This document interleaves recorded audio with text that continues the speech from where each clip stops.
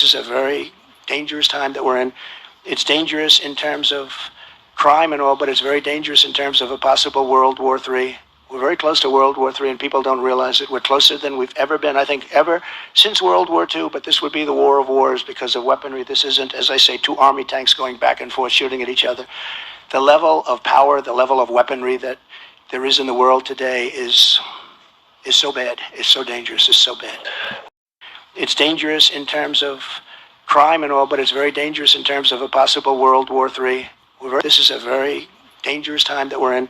It's dangerous in terms of crime and all, but it's very dangerous in terms of a possible World War III. We're very close to World War III, and people don't realize it. We're closer than we've ever been, I think, ever since World War II, but this would be the war of wars because of weaponry. This isn't, as I say, two army tanks going back and forth shooting at each other. The level of power, the level of weaponry that there is in the world today is so bad, is so dangerous, is so... Isaiah 9 and verses 5.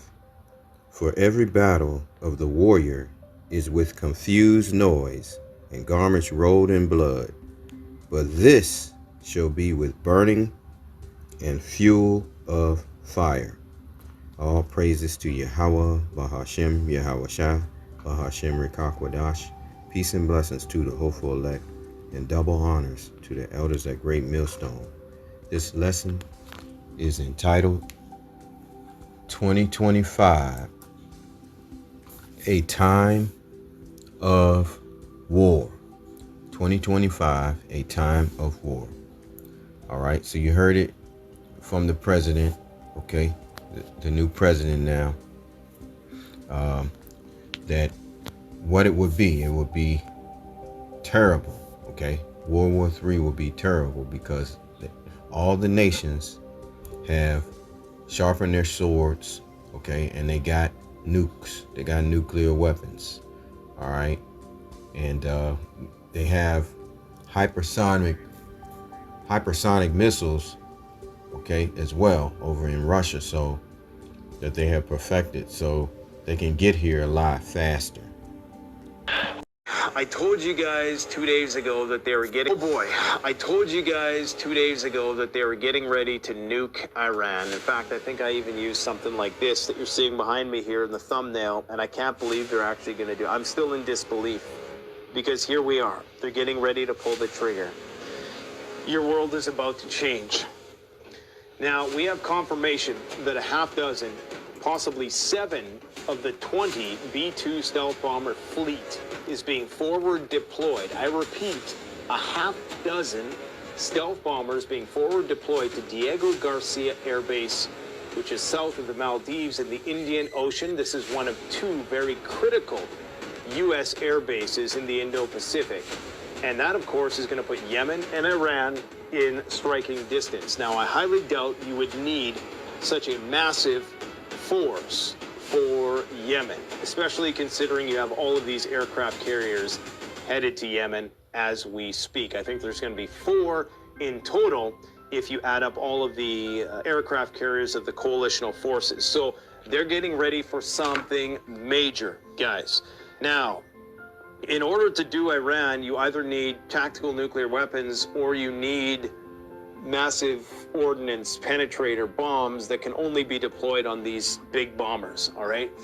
And you're probably going to need a lot of them, which is why they're amassing so much force. Iran presumably has something of the equivalent of an S-400 with good radars that could potentially definitely detect, the U.S.'s normal bombers, maybe even detect the stealth bomber. Who knows? If they can shoot down a stealth bomber, that's going to be a game changer if they can do it. If they can see it, they can shoot it down. They have the means of shooting it down. I mean, the Houthis are shooting down drones operating at 50,000 feet. There's no reason why the Iranians couldn't shoot down a bomber. Never before have the stars been aligned for the neocons in such a way to do Iran, and they probably never will be for years, decades, if ever again, in the way that they are right now.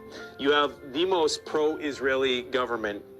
Man, I was hoping I was wrong, bro. I was hoping that the United States was not going to be involved in any kind of aggression with Russia.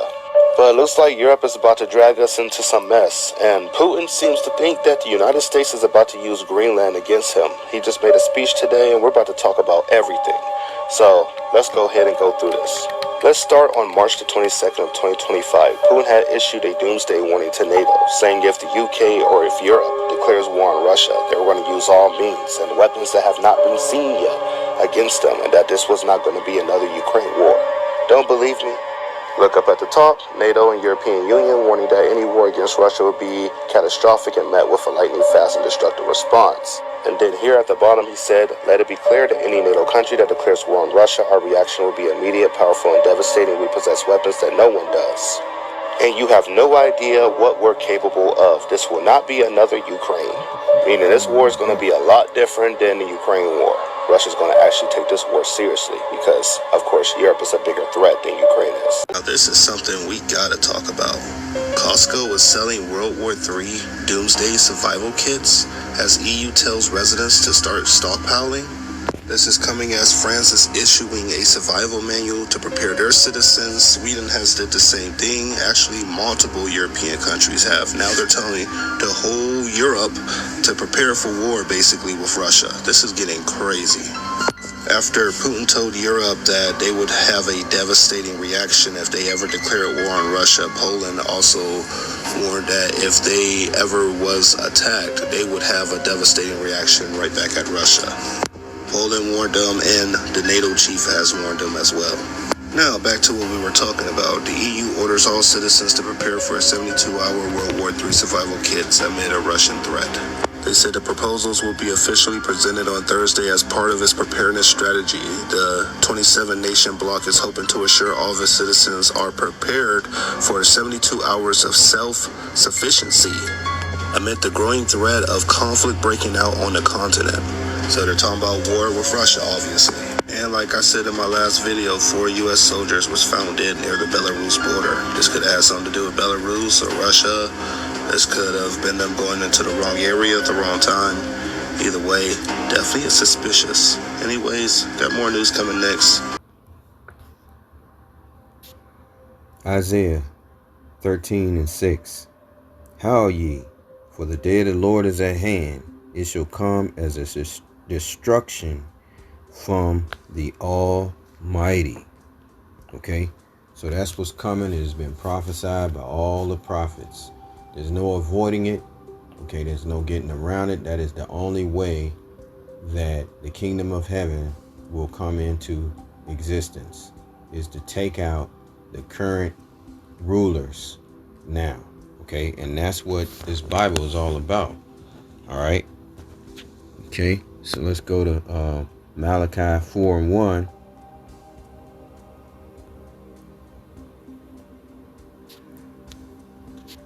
For behold, the day cometh that shall burn as an oven, and all the proud, yea, and all that do wickedly shall be stubble. And the day that cometh shall burn them up, saith the Lord of hosts, that it shall leave them neither root nor branch. Okay, so the Lord is going to take out sons and nephews. Okay, that's what he's going to do. Isaiah 14:21. Prepare slaughter for his children, for the iniquity of their fathers. It's talking about the so-called white man, the Edomites and their descendants. Okay, that they do not rise nor possess the land, nor fill the face of the world with cities.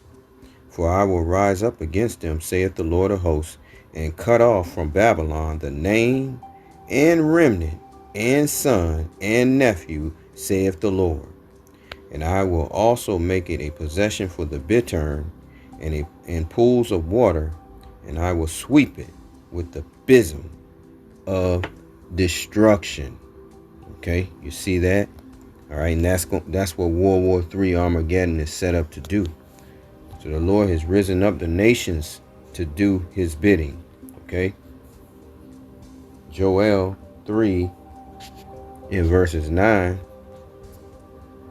Proclaim ye among the Gentiles, prepare war, wake up the mighty man, let all of the men of war draw near, let them come up, beat your plowshares into swords, and your pruning hooks into spears. And that is what has happened over the years. America was a dominant power, but the other nations have caught up with them by acquiring nuclear weapons. Let the weak say, I am strong.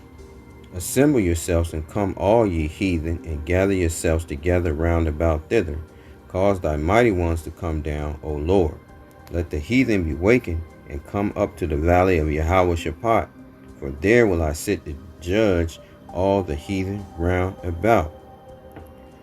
And you can see that's where they are. That the America's waging war with Iran, just as the Lord has sent the angels to command them to do. Okay. Multitudes in the valley of decision, for the day of the Lord is near in the valley of decision. The sun and the moon shall be darkened, and the stars shall withdraw their shining. The Lord also shall roar out of Zion and utter his voice from Jerusalem, and the heavens and the earth shall shake. But the Lord will be the hope of his people and the strength of the children of Israel. All right, so the Lord is going to save his people. All right, you Negroes, Native Americans, and Hispanics. That's what this war is all about. Okay, verse 19. Egypt shall be a desolation, and Edom shall be a desolate wilderness, for the violence against the children of Judah, because they have shed innocent blood in their land. So they're going to get payback for what they have done. Okay, all right. All the hangings, lynchings, and murders, and all right. Okay, the killing of the children of the prophets. All right. Okay. Revelation 16 and 15.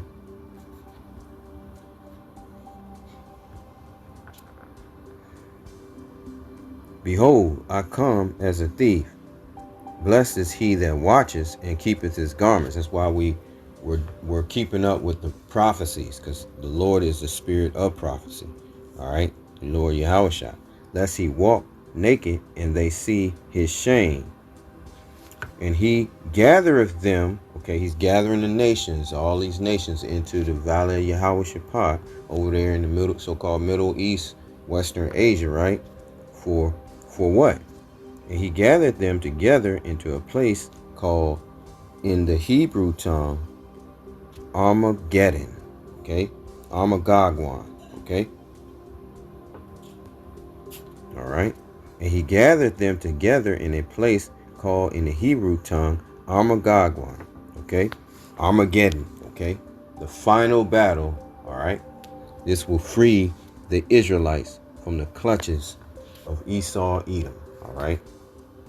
A new age will begin, the kingdom of heaven. All right. Jeremiah 51 and 1. And they're not going to fight with normal weapons. They're going to fight with weapons of fuel of fire, as I read in the beginning. All right. Go to Jeremiah chapter 51. Once the elect is sealed, the Lord will bring this forth. Okay. Make this happen. All right. In which the elect is probably already sealed. They sealed in the spirit anyway. But, you know, that's the way it went. Okay. The elect had to be sealed in their forehead with this knowledge, all right, of the truth before the Lord will bring forth the judgment. Jeremiah 51 and 1. Thus saith the Lord power. Behold, I will raise up against Babylon and against them that dwell in the midst of them that rise up against me a destroying wind, and will send unto Babylon fanners that shall fan her and shall empty her land, for in the day of trouble they shall be against her round about. Against him that bendeth, let the archer bend his bow, and against him that lifteth himself up in his brigandine, and spare ye not her young men, destroy ye utterly all her host. Okay, so when it says that because they're going to be against her, okay, round about, okay, the her is Israel, the Israelites, okay, and that's what's happening now. You gotta kind of consider, they are coming out with all of these legislations against the children of Israel. Okay, all right, all of these amendments, these decrees, okay, these laws he's passing comes against the tribe of Judah and the other northern kingdom, the deportations and all of that. So that's the reason the Lord is creating a situation where we're in trouble, in Jacob's trouble, so he can deliver us just like in the time of Egypt. Okay, that's what's happening. All right, so let me read that again. Verse 2, and will send unto Babylon fanners. He's going to send the angels to whisper in the ears of these kings to go to war, and that's what is happening. And will send unto Babylon fanners that shall fan her, and shall empty her land. For in the day of trouble, Jacob's trouble, they shall be against her round about. Against him that bendeth, let the archer bend his bow, and against him that lifteth himself up in his brigadine.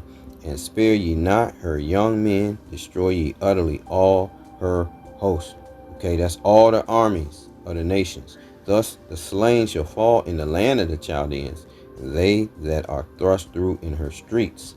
And why is he going to do this? For the Israelites. For Israel had not been forsaken, nor Judah of his power of the Lord of hosts, though their land was filled with sin against the Holy One of Israel. Flee. Okay.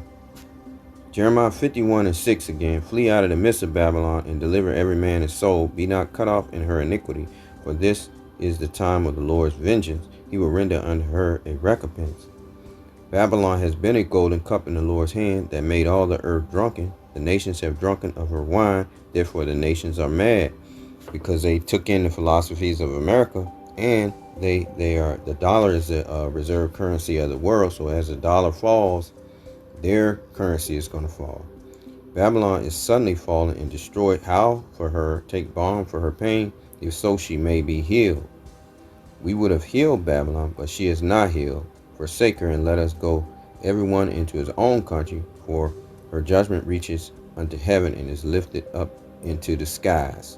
So with that being said, the Lord is going to judge this place, okay? And all the nations that are here, if they don't go back to their own country, they're going to be destroyed, okay?